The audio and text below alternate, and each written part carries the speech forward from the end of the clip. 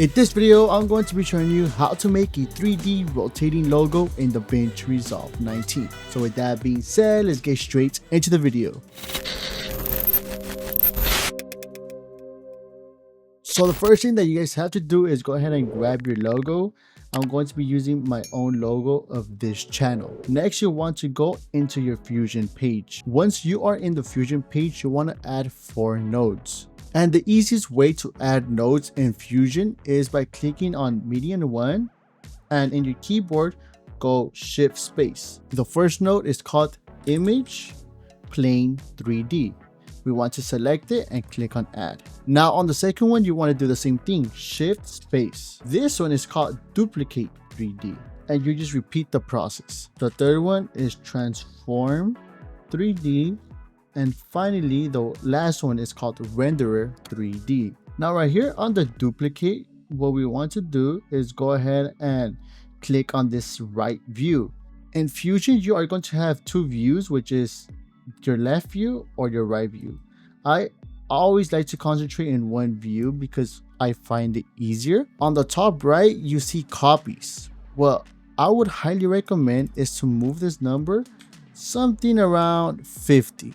50 for me is a nice sweet number. You could even try 55. This is basically saying how much copies of that logo we are going to head and duplicate. After you set your copies to 50 to 55, go ahead and play around with these numbers.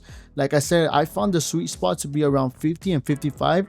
You want to go to your Z offset. Right here, I would highly recommend to also play around with this. Some people like to put 0.002. For me, that's too thick of a logo.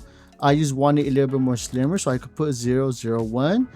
And as you can see, this looks way better than it was before. But if you want your logo to be a little bit more thicker, you could put 005. You could also put 004, 003, 002. But for this video and for my liking, I like it to be 0.001. Now this was it for the duplicate 3D node.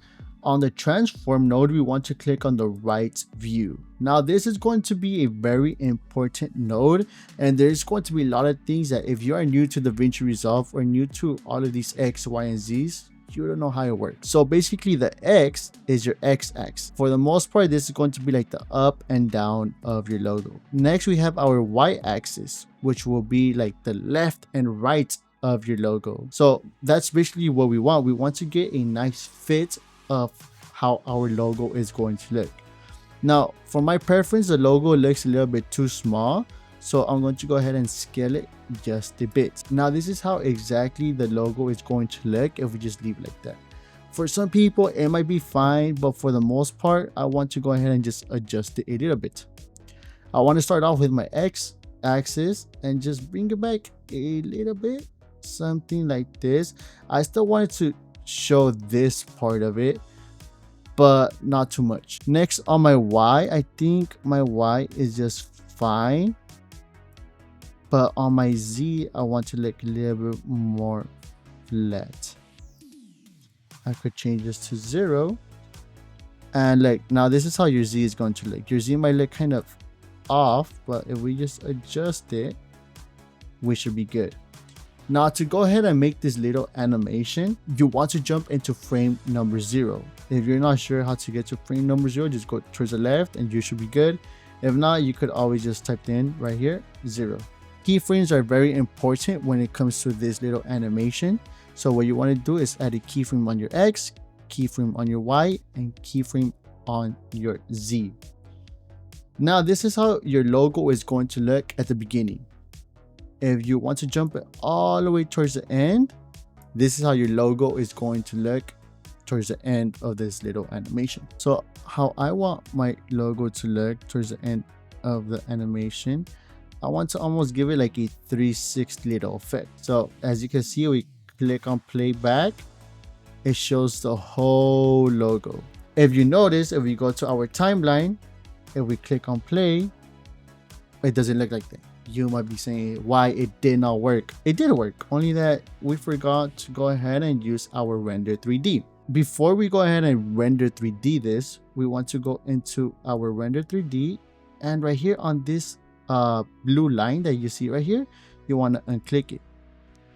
Now you want to click your render 3D back to your media out, and automatically, if you look at it, it should start showing like this little green bar on this render 3D. Now if some reason it still doesn't show, you want to unclick it right here once again and click it one more time. And also, depending on your system, this might take a couple of minutes, or if you have a really good PC, a computer, or even a really good laptop, that's it. You want to go back to your timeline, and if we go frame by frame, like on how our logo looks. So finally, I'm just going to render out this logo so I could show you guys on a smooth playback on how it looks. Finally, this is how your 3D logo with the rotating animation should look after all the settings that I have showed you. So as you can see, if there's a little like glitch throughout the animation, is because we didn't add enough copies. Depending on the picture, 50 copies to 55 copies is enough. But if it's doing that little glitch effect, just add a little bit more copies and you should be good.